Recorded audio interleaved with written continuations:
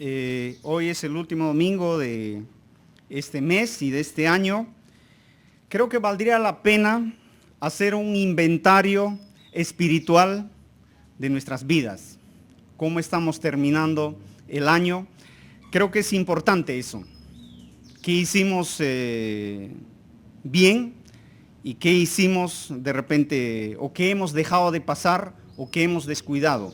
Yo creo que la mayoría de eso, las personas, o casi todos hacemos eso, o en algún momento lo hayamos hecho.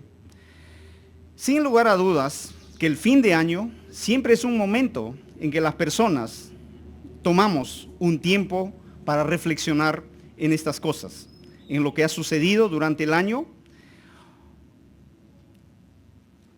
El fin de año siempre es propicio para pensar, como dije, en lo que hicimos, en lo que no hemos hecho, y nos sirve para establecer nuevas metas para el nuevo año. ¿Cuántas personas, no desde ahora, sino desde hace semanas, probablemente algunos, no necesariamente aquí en la iglesia, pero están en dieta, están haciendo ejercicios, de repente para lucir bien en este verano? Algunos están enfocados en la lectura, fomentar buenas relaciones, están pensando en buenos negocios, están pensando en su carrera, en su estudio, en su proyecto de vida. Algunos están pensando en el trabajo, en las relaciones personales, cuantas otras cosas. Los creyentes no estamos exentos de estas cosas o de esta clase de pensamientos. Es más, hasta hacemos una lista de propósitos espirituales. No sé si en algún momento ustedes han hecho eso. Termina el año y yo recuerdo que hace bastante tiempo me proponía a leer toda la Biblia. Ahora sí, este año voy a leer toda la Biblia. ¿Cuántos han hecho eso? ¿Y lo han terminado? Seguro. Muchas veces he intentado. Ya estoy en Deuteronomio y ya estoy bajando la guardia. A veces estoy ya, el siguiente año ya estoy llegando en Jeremías, ya aquí bien, ya voy a terminar. Pero a veces ahí pasa el tiempo y aparecen otras situaciones. Termina el año y otra vez nos hacemos un autoexamen y nos estamos proyectando. El próximo año sí lo voy a leer o sí voy a orar o aprenderse textos bíblicos, no faltar a las reuniones, a los servicios. Otros decimos, el próximo año me comprometo a servir al Señor. ¿Cuántas promesas hemos hecho a nuestra familia? ¿Qué hemos dicho también, no? El próximo año voy a trabajar más, va a haber más ingreso. Bueno, este año de repente hemos descuidado a la familia y decimos, próximo año vamos a atender más a la familia, vamos a estar más juntos, etc. ¿Cuántas cosas o cuántas promesas, cuántas proyecciones hemos hecho? Pero todos estos están bien que hagamos eso, ¿no? ¿O qué de malo hay en proyectarnos, en planificar qué vamos a hacer el año que viene? Sin embargo, todas estas actividades ocupan un segundo lugar. Ocupan un segundo lugar frente al propósito principal que todo ser humano tiene en esta vida. ¿Cuál es el propósito principal de todo ser humano en esta vida? Bueno, glorificar a Dios, sí, dice nuestro catecismo. ¿Perdón? Así es conforme. De acuerdo, ya. Sí, glorificar a Dios. De acuerdo. En Juan 17:3, Jesús oró antes de ir a la cruz. Y él dijo cuál era ese propósito esencial para el ser humano. Él dijo, y esta es la vida eterna, que te conozcan a ti, el único Dios verdadero, y a Jesucristo, a quien has enviado. Ese es el propósito mayor de nuestra existencia. Conocer a Dios, conocer a Cristo. Jesús oró, y esta es la vida eterna, que te conozcan a ti, el único Dios verdadero, y a Jesucristo, a quien has enviado. Pero alguien podría decir, ¿no? Pero pastor, nosotros ya somos cristianos, ¿no? Nosotros ya somos creyentes, no es que nos falta conocer. ¿Qué nos está diciendo, no? Eso debería decir a la gente de la calle, a la gente que no viene a la iglesia, etc. Podríamos decir que ya tenemos vida eterna, por tanto, ya conocemos a Dios. Muchos basan su respuesta de conocer a Cristo en función de su experiencia personal, hablan de su conversión, hablan de su testimonio. Yo ya me entregué a Cristo, yo ya me he bautizado, yo ya soy cristiano. Pero si yo leo la Biblia, podríamos dar argumentos diciendo que ya conocemos a Cristo, ya conocemos a Dios. No obstante, nuestra conducta y nuestra respuesta a las situaciones de la vida, problemas, enfermedades, escasez, soledad, angustia, desilusiones, etcétera, etcétera, revelan la realidad de nuestro conocimiento de Cristo. O sea, las pruebas sacan a la luz cuánto conocemos a Dios, cuánto conocemos a Cristo. Yo podría decir, yo he leído la Biblia, ¿no? 5 veces, 10 veces, yo tengo 20 años de cristiano, pero ¿cómo yo reacciono? ¿Cómo yo actúo ante la adversidad, ante la prueba, ante la emergencia? ¿Cómo actúo ahí? ¿Cómo me desenvuelvo? Ahí se ve al verdadero cristiano. Ahí se ve cuánta fe uno tiene.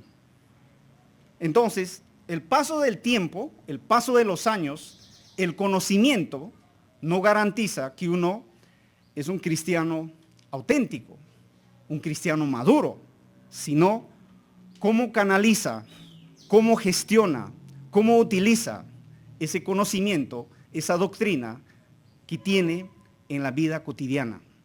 De eso se trata conocer a Dios, conocer a Cristo. Conocemos a Cristo.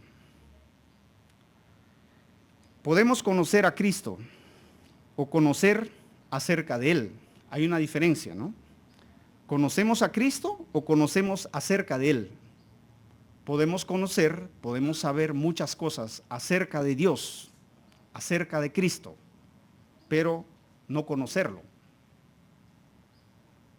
Luego vamos a citar algunos ejemplos de personas que conocían acerca de Dios, acerca de Cristo. Hay una gran diferencia, aunque parezca sonar lo mismo. Conocer a Cristo, conocer acerca de Él. Se puede tener muchos conocimientos acerca de Jesús sin conocerlo a Él. Podemos tener buena doctrina, sin embargo, el gozo, la paz, la paciencia, la bondad, la misericordia, la gentileza, la fidelidad, el amor, la humildad, el dominio propio, que son marcas de alguien que ha conocido a Jesús, ni se nota o ni siquiera hay rastros de ello en nuestras vidas. Podemos jactarnos de los años de cristianismo, de nuestro conocimiento, de nuestra doctrina, pero si no hay rastros de estas cosas, de amabilidad, bondad, misericordia, compasión, estas cosas, si no hay rastros de ello, es solamente ideas, concepto, el discurso, o lo que llaman habilidades duras, el concepto, y las habilidades blandas, la relación, la comunión, la práctica cristiana, ¿dónde queda? Entonces, tendríamos que reflexionar en eso cuando terminamos el año. Por eso decíamos, sería bueno hacer un inventario de nuestra vida espiritual. ¿Qué saldo nos deja espiritualmente este año? ¿O qué saldo nosotros tenemos en nuestra vida espiritual?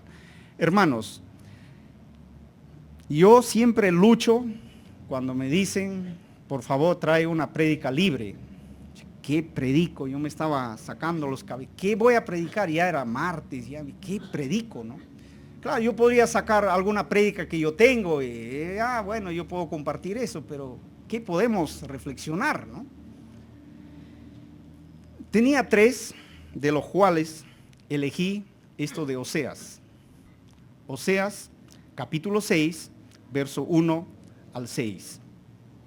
Oseas, capítulo 6, verso 1 al 6. Oseas, la parte histórica, ¿no? Oseas desarrolló su ministerio profético en el siglo 8, 700 tantos antes que venga nuestro Señor Jesucristo. Oseas era contemporáneo con Amós, era contemporáneo con Isaías, con Miqueas. Isaías y Miqueas profetizaban en Judea, básicamente en Jerusalén. En cambio, Amós y Oseas predicaban en el lado de Samaria, hacia el norte. Eran contemporáneos. Ahora, he revisado algunas cosas que pasaba en la vida espiritual del pueblo de Israel en los días de Oseas. ¿Por qué el texto dice, capítulo 6 que hemos leído, ¿no? Dice, venid y volvamos a Jehová, pues Él nos destrozó, mas nos curará, nos hirió, mas nos vendará. Después de 2 días nos hará revivir. Al tercer día nos levantará y viviremos delante de Él. Esforcémonos por conocer a Jehová. Cierta como el alba es su salida. Vendrá a nosotros como la lluvia tardía y temprana viene a la tierra. Pero el Señor les dice, ¿qué haré contigo, Efraín? ¿Qué haré contigo, Judá? Vuestra piedad es como nube matinal, como el rocío de la madrugada que se desvanece. Por eso los he quebrantado mediante los profetas. Con las palabras de mi boca los maté, y tus juicios brotarán como la luz. Y el verso 6, porque misericordia quiero y no sacrificios, conocimiento de Dios más que holocaustos. 2 cosas en el verso 6 el Señor pide a su pueblo, pero en el verso 1 invita que retornen, que se reconcilien, que se vuelvan al Señor. ¿Por qué? Porque vienen días de destrucción, vienen días de la ira del Señor. Por eso el verso 1 invita a volverse al Señor. Pero el verso 6 dice, misericordia quiero y quiero también conocimiento de Dios. Entonces, debido a esto, pero ¿en qué situación vivía Oseas? Dice, por ejemplo, la tierra fornica apartándose de Jehová. Capítulo 1, verso 2. De aquí a poco yo castigaré a la casa de Jehú por causa de la sangre de Jezreel. Verso 4. No me compadeceré más de la casa de Israel, sino que los quitaré de todo. Verso 6. Porque ustedes no son mi pueblo, ni yo seré vuestro Dios. El versículo 9. Jehová contiende con los moradores de la tierra, porque no hay verdad, ni misericordia, ni conocimiento de Dios en la tierra. Capítulo 4, verso 1. Y así podemos dar una larga lista. Capítulo 4, verso 6, por ejemplo, dice, desechaste el conocimiento porque olvidaste la ley de Dios. El verso 10 del capítulo 4 dice, porque dejaron de servir a Jehová. Entonces, y hay muchas otras cosas. Fornicaron, o la tierra ha fornicado en contra del Señor. Y curioso este pasaje, o este profeta Oseas, ¿no? El Señor le pide a Oseas casarse con una prostituta.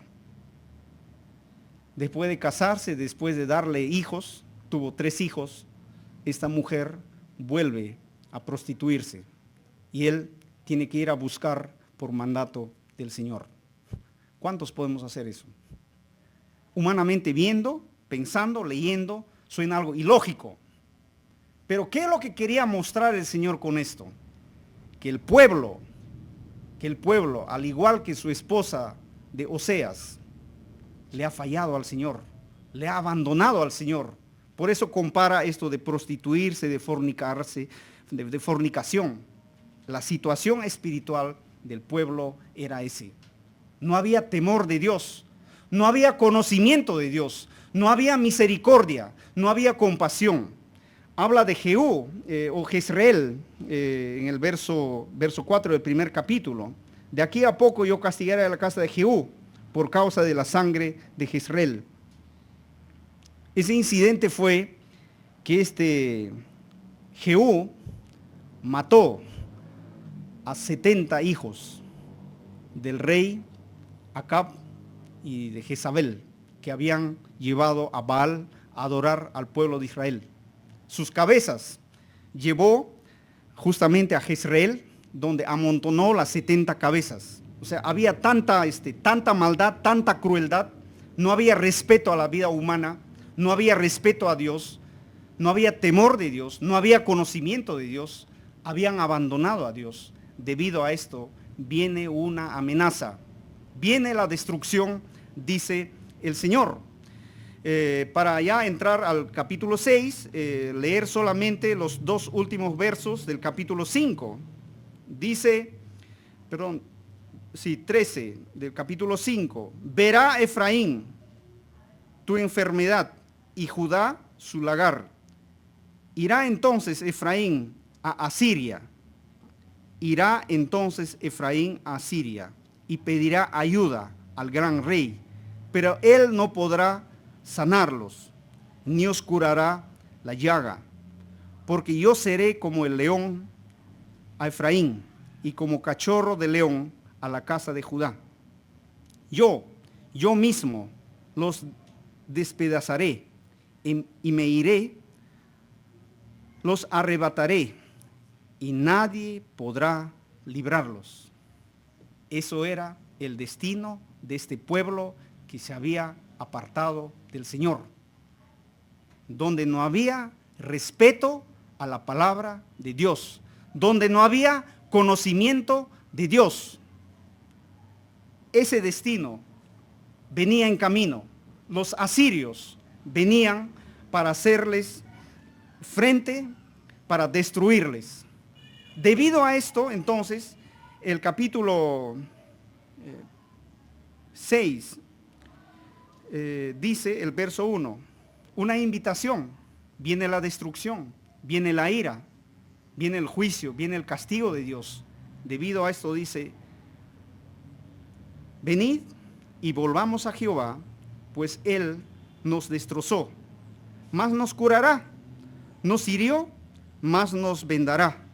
Después de 2 días nos hará revivir, al tercer día nos levantará y viviremos delante de Él. Sobre estos 2 versos hay un debate. ¿Quién tiene la razón? Hay un debate. Unos dicen que esto habrían dicho los ciudadanos después de escuchar el mensaje. Entre ellos dijeron, vengan, vamos a volvernos al Señor. Entre ellos se decía. Pero por otro lado, también se podía entender de que el profeta Oseas en este caso, él está diciendo al pueblo, vengan, volvamos al Señor. Pero lo cierto es que la espiritualidad de ellos era algo superficial. No era nada sincero, no era nada honesto. Era algo superficial, sin base, sin fundamento. Aunque entre ellos se han dicho, vamos a volvernos al Señor, o aunque el profeta les haya dicho, vengan, volvámonos al Señor, pero el texto nos hace ver que su fe, que su espiritualidad de ellos era algo superficial. Y eso dice el verso 4. ¿Qué haré contigo, Efraín? ¿Qué haré contigo, Judá? vuestra piedad es como nube matinal. ¿Cómo es la nube matinal? ¿Cómo es el rocío de la madrugada? ¿Permanece? ¿Persiste? ¿Perdura durante el día por lo menos? Un solo instante, un solo momento. Desvanece luego. Ese tipo de fe, ese tipo de espiritualidad tenían ellos. Por más que ellos mismos se hayan dicho, bueno, viene la amenaza, viene la destrucción, volvámonos al Señor, pero su compromiso, su espiritualidad era superficial, no era nada real. Por eso el Señor sigue diciendo, ¿qué haré con ustedes? O sea, el Señor ya ha hecho todo. No dice que a través de los profetas Él los ha hablado, pero ellos persisten en su pecado, ellos persisten en su maldad, ellos persisten en esta falsa espiritualidad. Y por otro lado, también vemos, parece que ellos confunden de que presentar sacrificios, presentar ofrendas, holocaustos, es como sin nada, ¿no? Hice algo malo, pero viene el día de servicio, presento mi sacrificio, mi ofrenda, mi holocausto, y como que nada hubiera pasado, ¿no? Entonces, no hay un verdadero arrepentimiento, no hay una verdadera espiritualidad. Hacen las cosas por hacer. No importa lo que hagan, pero con tal que presentan su ofrenda, sus holocaustos. Por eso el Señor les dice, misericordia quiero, conocimiento de Dios quiero. Eso es lo que yo quiero. Entonces, tenemos nosotros una tarea pendiente. La pregunta es, ¿nosotros somos mejores que ellos? ¿Nosotros somos mejores que los que han vivido en los días de Oseas? ¿Nuestra espiritualidad es mejor que el de ellos? ¿Nuestro compromiso es mejor que el de ellos? ¿Tenemos conocimiento de Dios? ¿Cuánto conocemos de Dios? Ya sabemos que el conocimiento no solo se trata de repetir, de citar, de dictar, de decir, de memorizar. El verdadero conocimiento es cómo gestionamos eso que repetimos, eso que citamos, eso que enseñamos, cómo nosotros lo vivimos día a día. Ese es el verdadero conocimiento. Ahora, no vamos a decir pues que estos habitantes, estos pobladores no conocían el conocimiento, o no conocían a Dios, o no, mejor dicho, no sabían de Dios. Ahí están los profetas, les están hablando. Conocimiento tenían. ¿Tenían la ley de Dios? Sí tenían la ley de Dios. Ellos han crecido en un ambiente religioso, de conocer, de saber. Ellos tenían. Pero lo que les faltaba es vivir lo que ellos sabían. Por eso les pide misericordia, si no, no lo estaría pidiendo. Entonces, por eso la pregunta, ¿no? Al término del año, ¿no? O la tarea para el próximo año. ¿Cuál sería nuestra tarea según este texto para el próximo año? 2 cosas quiere el Señor, o 3 cosas digamos, ¿no? 1, que todas las personas se vuelvan a Él. Verso 1, venid y volvamos a Jehová. La invitación. Todos estamos llamados a volvernos al Señor. Todos estamos llamados a dar la espalda al pecado, a la injusticia, a la corrupción y volvernos al Señor. Eso es la invitación. Todos estamos llamados a eso, a reconciliarnos, a volvernos al Señor, a renovar nuestro compromiso. Todos estamos invitados. Pero eso no basta, eso solo es un paso. La segunda tarea es lo que dice el verso 6. Porque misericordia quiero y no sacrificios. Misericordia quiero y no sacrificios.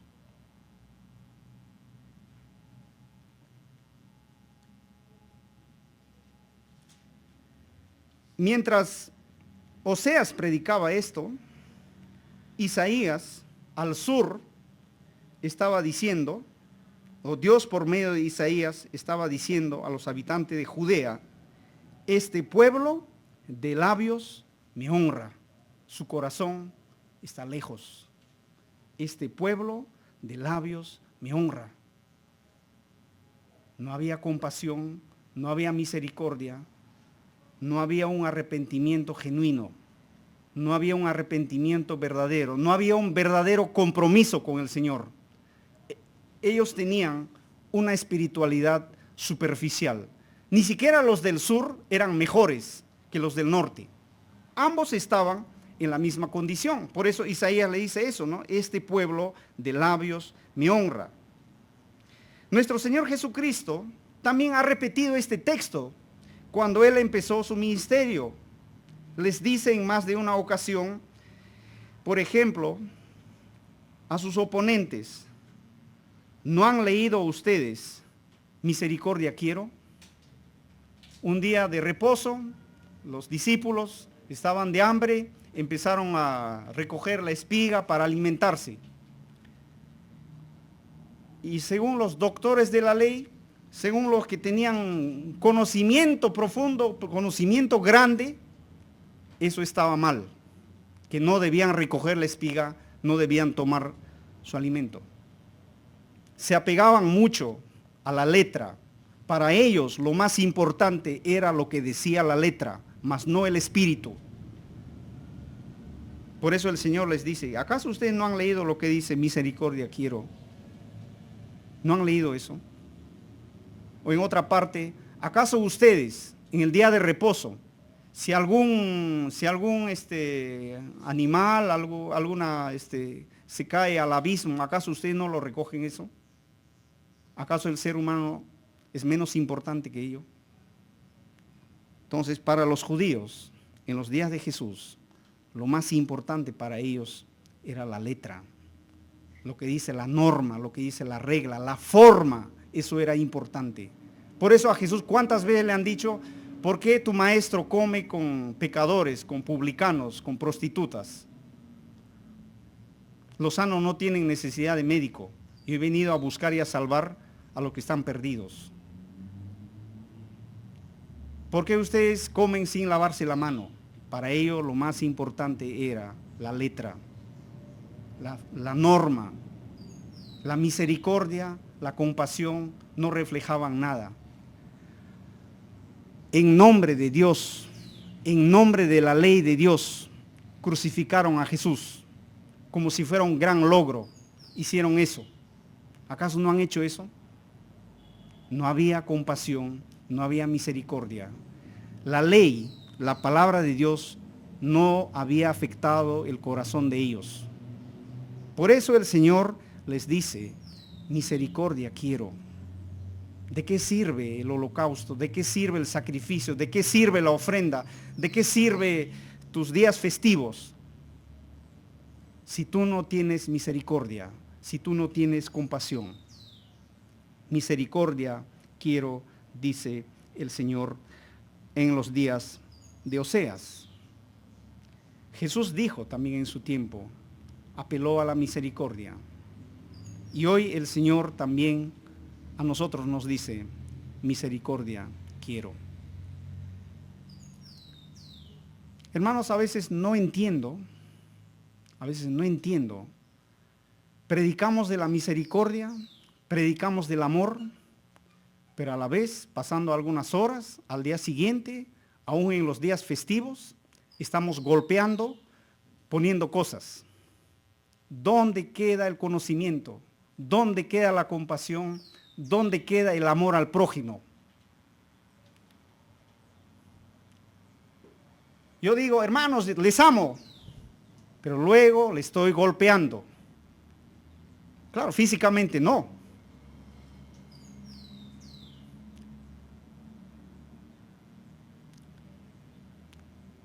Hermanos,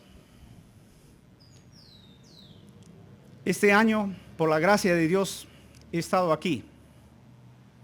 Yo les he dicho hace 3 domingos, el presbítero Jorge anunció de que ya no voy más.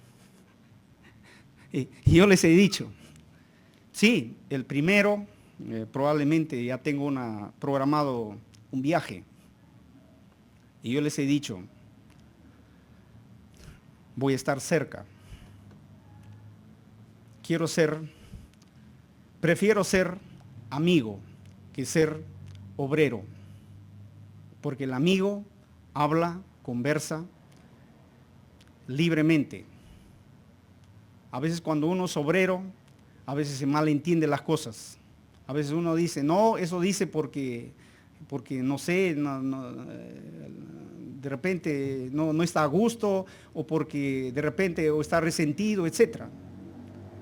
Prefiero ser amigo que obrero.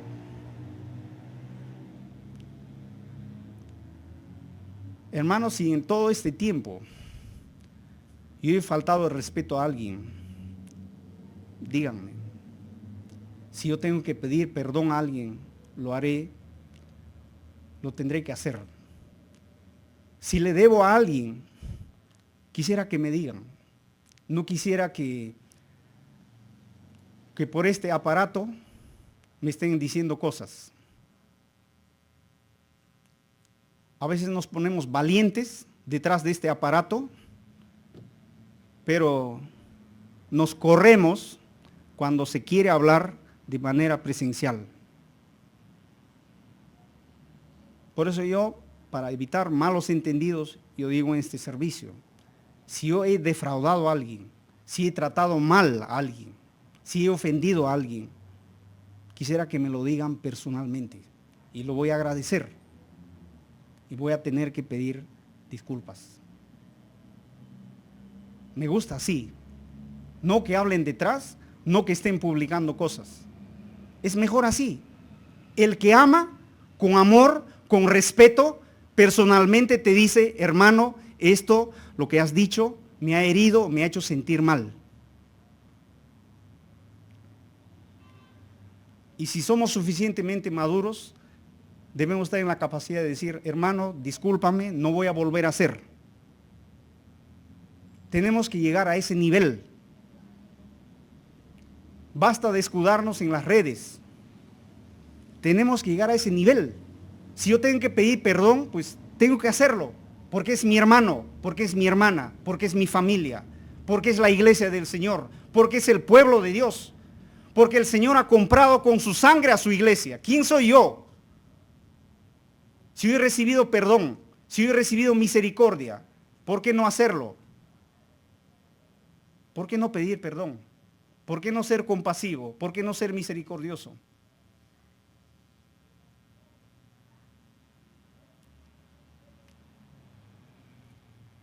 Entonces, ya sabemos que el verdadero cristianismo no solo se trata de tener años en la iglesia, no solo se trata de haber leído la Biblia, no solo se trata de citar textos bíblicos, de citar porciones de teólogos, de comentaristas, de escritores, que son seres humanos como nosotros. Un día me llamó la atención lo que mencionó el pastor Arana. Él nos dijo en una reunión de pastores, tristemente estamos llegando a un punto en que estamos dependiendo mucho lo que dicen o los sermones que se publican en las redes. En vez de nosotros, siendo pastores, siendo líderes, en vez de nosotros leer la palabra de Dios, estamos leyendo las publicaciones de otros. ¿A quién estamos siguiendo? Él nos preguntó. Algunos están siguiendo, no quiero decir nombre de comentaristas famosos, pero ese comentarista famoso es un ser humano como yo. A veces estamos criticando formas.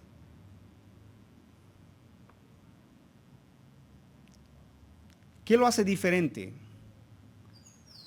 al cristiano y al no cristiano en la lectura y el estudio de la palabra de Dios? ¿Qué le hace diferente? ¿Un cristiano puede interpretar la palabra de Dios? ¿Un no cristiano puede leer e interpretar la palabra de Dios?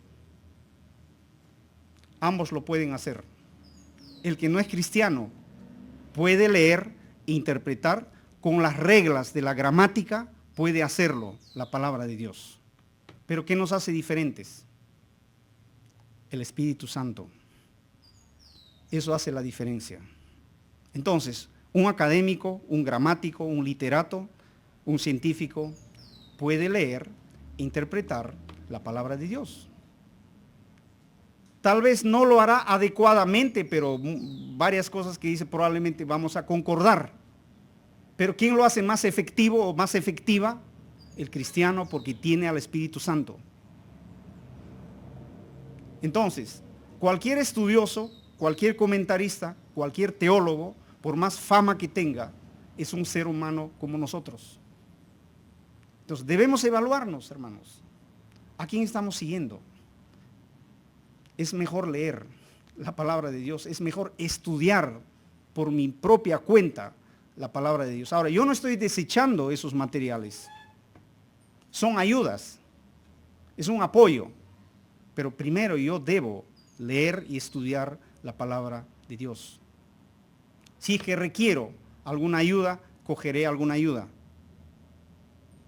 Entonces, eso es nuestra tarea, esa es nuestra responsabilidad. Si nosotros no hacemos eso, ¿quién va a hacer por nosotros? Más estamos pendientes, qué están publicando, qué dijo tal teólogo, tal comentarista. Más estamos pendientes de eso. Entonces, estamos llamados a practicar la misericordia. La misericordia. El mejor ejemplo de la misericordia tenemos en la vida de nuestro Señor Jesucristo.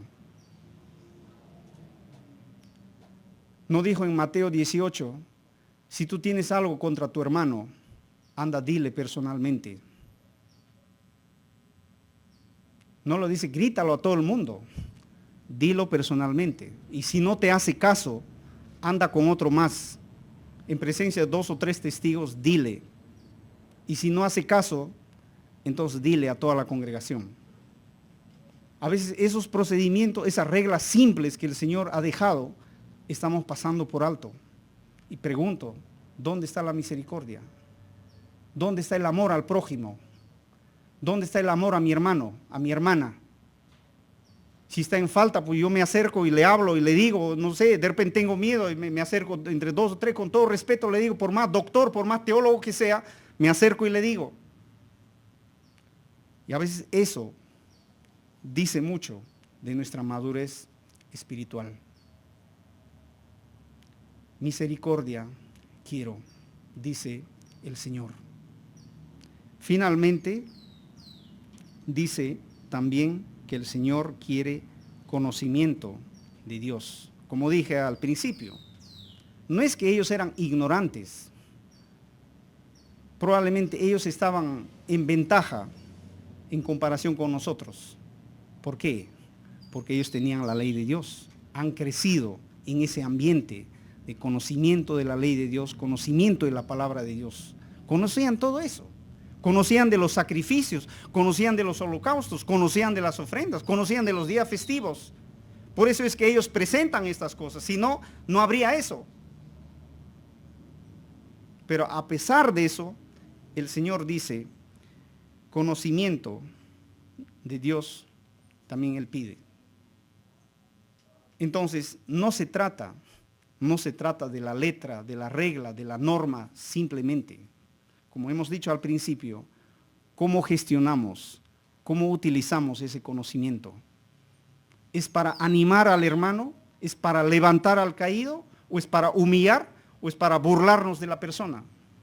¿En qué usamos ese conocimiento? Tenemos que nosotros hacernos un autoexamen. Ahora, con esto termino. Hay 2 ejemplos, 2 personas que conocían muy bien de Dios. Uno de ellos era Nicodemo, maestro de la ley, el principal de los maestros de la ley. ¿Tenía conocimiento? Sí. ¿Tenía religión? Sí. ¿Cumplía las normas? Sí. Pero ¿qué le faltaba? Nacer de nuevo. Su corazón estaba vacío. No tenía comunión con Dios. Solamente tenía conocimiento, el concepto, la norma, la regla. Nuestro Señor Jesucristo le dijo 2 veces, tienes que nacer de nuevo. Tienes que nacer de nuevo. Y él no entendía cómo un adulto va a volver otra vez al vientre de su madre y nacer, ¿qué? Pero tú eres maestro y no sabes esto. Era especialista. Su oficio era estudiar, enseñar la ley, pero su corazón estaba vacío. Cuando tengo que compartir de la fe, cuando tengo que evangelizar, para mí es clave la historia de Nicodemo. ¿Quién no tiene religión?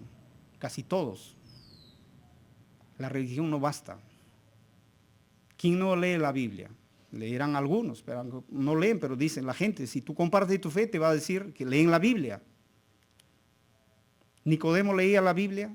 Claro que sí leía, pero ¿qué le faltaba a Nicodemo? Nacer de nuevo. Por más religioso que sea, por más experto que sea en conocimiento, la persona necesita una relación personal con Dios, una relación personal con Cristo. De eso está hablando Oseas. Está pidiendo el Señor conocimiento de Dios.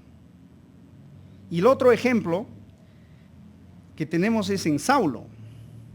Saulo, otro experto en la ley de Dios, en el conocimiento de Dios. Recibió la mejor educación. En Hechos 8, en nombre de Dios, en nombre de la ley, ¿qué es lo que él hace? Persigue la iglesia.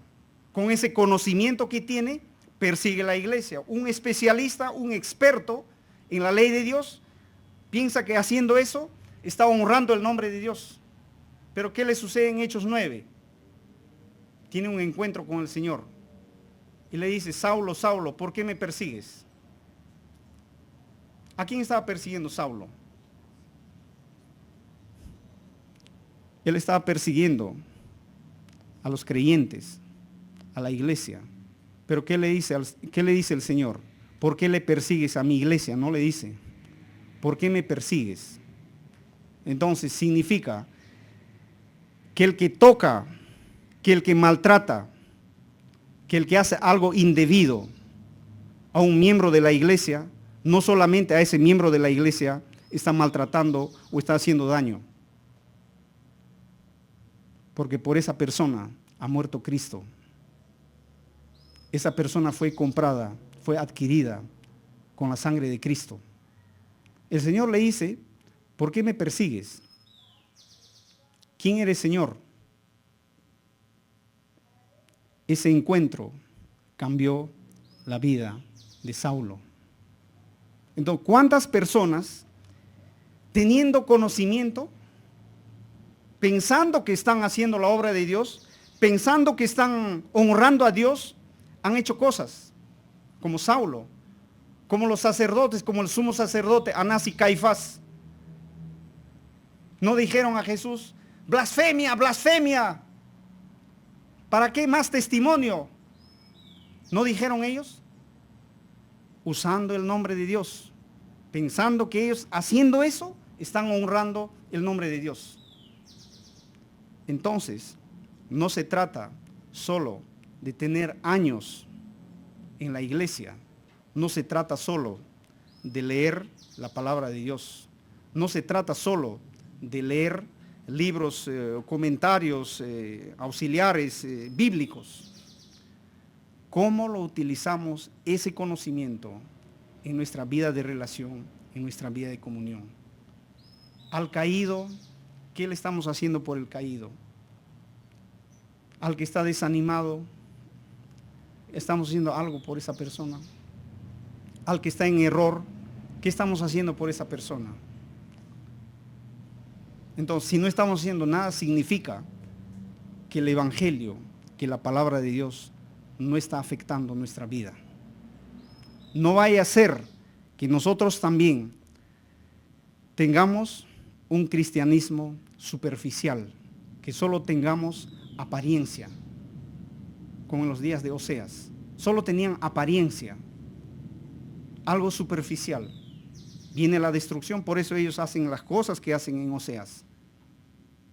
Matan, destruyen, maltratan, se aprovechan de los pobres. Eso es lo que se lee en Amós, que los ricos se aprovechaban, se enriquecían a costa de los pobres. ¿No dice eso también Isaías? Primer capítulo 1, versos 7, 8, habla de eso.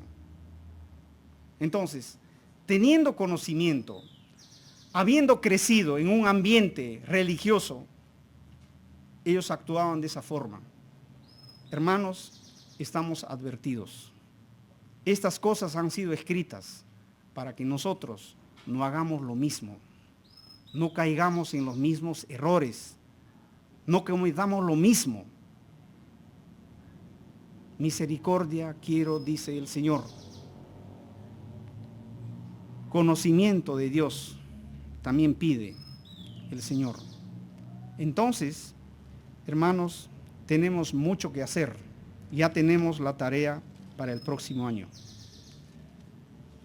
Tenemos la tarea, tenemos el deber de conocer a Dios. Te pregunto, ¿cuánto conoces de Dios? ¿Cuánto conoces a Dios? Si tú dices que conoces a Dios, si tú dices que conoces a Cristo, articula tu fe.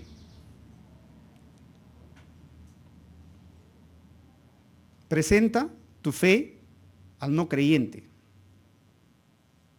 Tenemos que llegar a ese nivel. A veces entre nosotros, un amigo, pastor, también me dijo, ¿no? Cuando un tiempo estábamos en una iglesia, creo que éramos 4 pastores. ¿Qué cosa ya hacen 4 pastores? Acá entre pastores no estamos predicando, entre fariseos no estamos predicando. ¿Por qué no van a plantar otra iglesia? ¿Por qué no hacen otra obra? Nos dijo un pastor. A veces llegamos a ese punto. Entre nosotros, pues, estamos estudiando, somos expertos, pero vamos afuera a presentar, a articular nuestra fe, a hablarle de Nicodemo, que le faltaba un nuevo nacimiento, que no basta la religión, que no basta la forma, la ley, la norma. La gente necesita saber de Cristo. Entonces, tenemos esa tarea para el próximo año.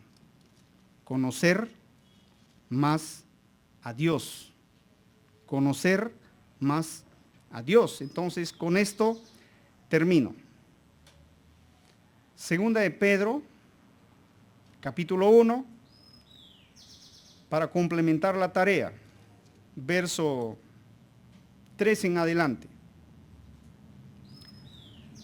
Todas las cosas que pertenecen a la vida y a la piedad nos han sido dadas por su divino poder mediante el conocimiento de aquel que nos llamó por su gloria y excelencia.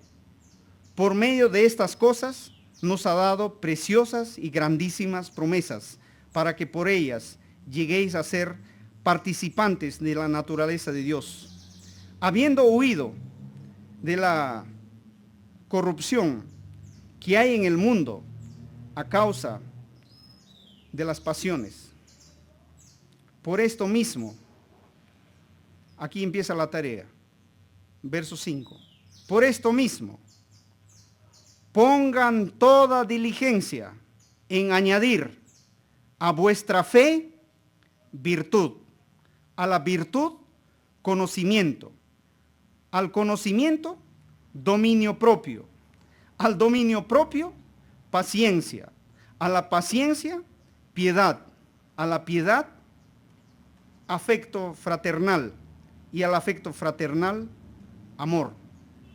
Si tenéis estas cosas y abundáis y abundan en vosotros, no os dejarán estar ociosos ni sin fruto en cuanto al conocimiento de nuestro Señor Jesucristo. ¿Cuántas de estas virtudes o cuántos de estos frutos tenemos? Entonces, el que dice que conoce a Dios debe tener esos frutos. A la fe empieza por la fe. A la fe aumenta la virtud. A la virtud, no sé, dominio propio, paciencia, etcétera, etcétera. Entonces, ¿cuándo vamos a llegar a cubrir todo esto que describe aquí la vida cristiana?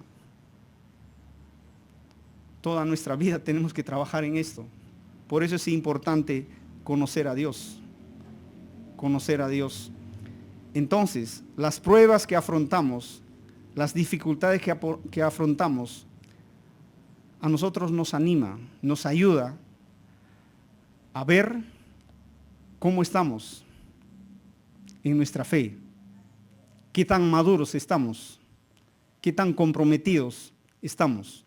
Entonces, de eso se trata la vida cristiana.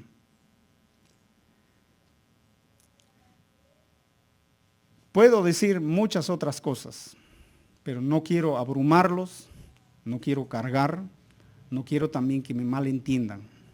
Hermanos, yo estoy contento, yo estoy feliz. Gracias por su amistad. Si ustedes requieren de mi amistad, estaré cerca. Voy a estar cerca. Para los amigos siempre hay tiempo.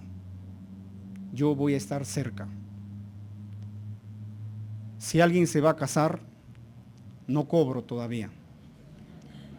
Si alguien se va a bautizar, igual. No tengo tarifa todavía. Si alguien necesita alguna ayuda, si está en mi alcance, estoy para eso. Porque yo valoro mucho la amistad. Una amistad sincera, una amistad verdadera, una amistad transparente, donde las personas, los amigos, se dicen sus cosas abiertamente, con madurez.